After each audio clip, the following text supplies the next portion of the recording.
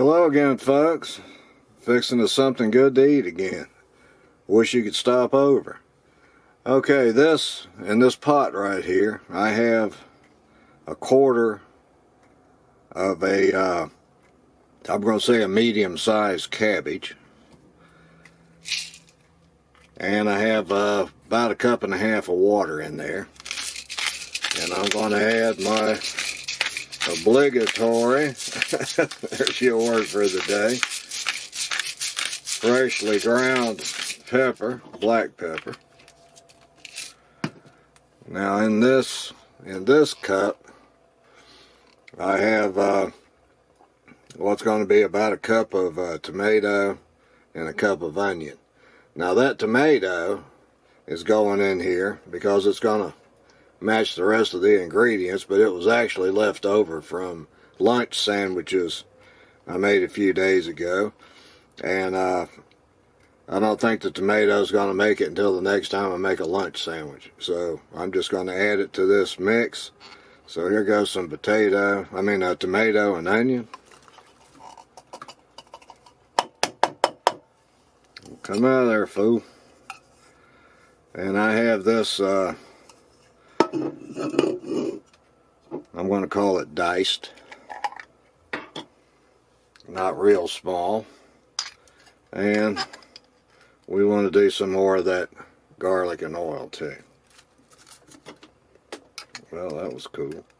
I'm going to do it double on this one.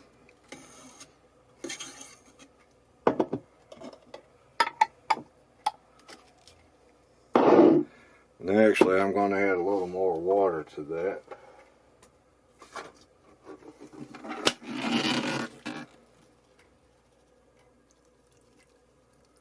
I'm going to say I put another half a cup in there. Let's call that 2 cups of water. So now I'm going to take this and I'm going to bring it up to a boil, and I'm going to cook that cabbage down some and cook it long enough to get this onion cooked and that tomato. So let's go ahead and get that done. Now while that's cooking, I just wanted to bring up another advantage of cooking with some of this pre-cooked food, like canned goods, frozen goods, whatever. Using those, if you use those soups, then you don't have to buy all this stuff, because whatever kind of soup you buy, it's already going to be seasoned, right? Now, I was going through my stuff up there, my seasonings, and these 5 vary expiration date from between 2015 and 2018. Now here it is, 22. So they have been out of date that long, and that's what used to happen to me. When I wanted to make something up, I would look up a recipe on the internet or think up something in my head, and then I would need to go out and buy some Hungarian paprika and some cardamom seed or something. So I would go out and get that and never use it. I don't know if I've ever used up a container of spice, not counting pepper or herbs or spices, you know, not counting pepper and stuff like that. The cinnamon I might put in oatmeal, a few things. I like this Cajun seasoning I get from a company called Basil, and I might be saying that wrong. It may be Badia, I don't know, but anyway, I'll be using that in something, I'm sure. But anyway, this sound you're hearing is me throwing away about, I don't know, $10 or $12 worth of seasonings and herbs. So just think about it. I'm sure that most of you have heard, it's been I don't know, it might still be real popular, I don't know, but a few years ago a cabbage soup was real popular as a diet, and I made a pot of it one time going by a recipe that I got off of YouTube. And of course, following the recipe, I ended up with enough of that I had to eat it all week, and I got sick of it. But this is going to be a manageable amount of tomato cabbage soup. Now let's look at where a lot of our flavor comes from. Now that cabbage, I tasted that already. That cabbage with just the pepper, the garlic, the tomato and onion that I put in there was already good. I could sit down and eat that as a side vegetable just the way it is. But now those containers of herbs that I threw away. To make the point about that, this can, this is, by the way, this is Progresso tomato basil soup. Now we're going to make it. We're going to make it Progresso tomato, basil, and cabbage soup. But this already has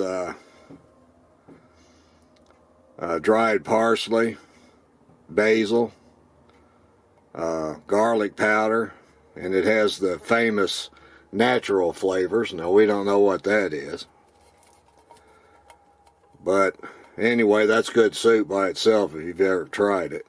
Now, I do like this can, the way that they've broken everything down, because they're a little more truthful about the whole thing. They're saying there are only 2 servings in here instead of 2.5. That's a little bit of truth. And you can find on here that it's broken down by serving, and it's broken down by the whole can. So this would have had 67% of today's sodium. It still has 67% of today's sodium. But by turning that into 2 or 3 servings, then we're going to be able to divide that 67 by 2 or 3. So anyway, I'm going to take this right now, put it back on the stove, and bring this back up to a boil.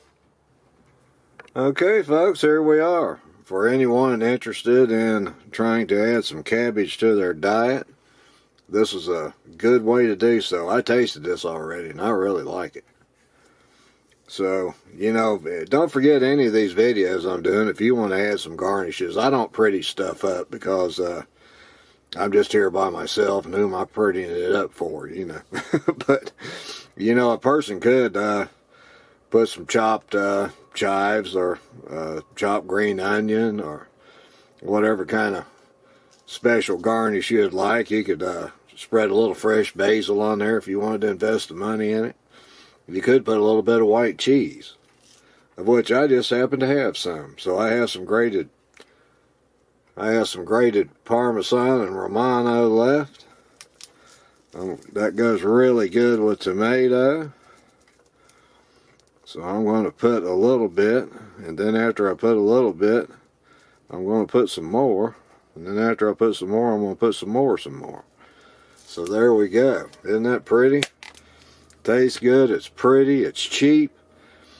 That quarter head of cabbage in there, I figured it up. It would be 63 cents with the price I paid for the cabbage divided by 4. That can of tomato basil soup from Progresso was $1.75 or 80 at Walmart. I forget exactly, but that's it. And I mean, how much could that tomato and onion I put in there be? A quarter's worth? So anyway, here we are again. We're under $3. I have more soup than that left in that pan, by the way. So anyway, here you go. This is something really good, something inexpensive, something fast to prepare, and that's what this series of videos is all about.